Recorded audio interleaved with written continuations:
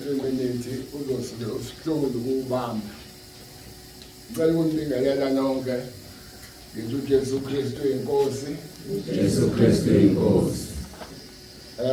Ngiyabonga uNkulunkulu bingelele baba umpostoli nomama. Bingelela abafundisi bonke abakhona. Ngijabule ukuba la khona.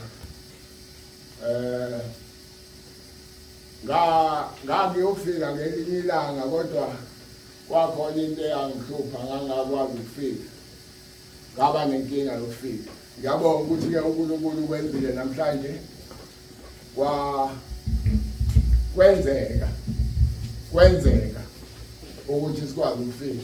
Manje sifika la masila magcekane egalaji. Uyabona uma uzobuza umuntu naye engazi.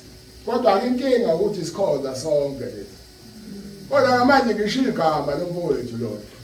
Ngathi angiyayele ngojika mangiya kamfowethu lona. Wathi hamba wehle ujike ngomgaqo onetiyela. Kodwa mase ngijika lapha ngiyabona ukuthi hayi akho umuntu ehambelana. Kufanele ingabe hayi sajika. Sabuza komunye umuntu basitshela sajika.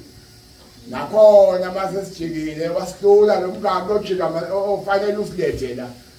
Saya kulomuzi ongale ekhaya kubo. Sajikela kubo sasizwa ukuthi sabona imoto kamfundisi.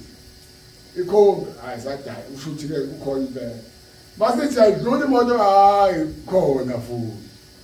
Kodwa ke sasesize umculo. Sasizidaya size kwazela. Kodwa uthando lokuthi size labe lukhona konke lokukhona. Nokuthi ke basimema abazalwane siyabonga kakhulu. uNkulunkulu abe nani njalo ugcine asikhulise sonke sihlale othandweni lakhe nasemseni wakhe. Amen.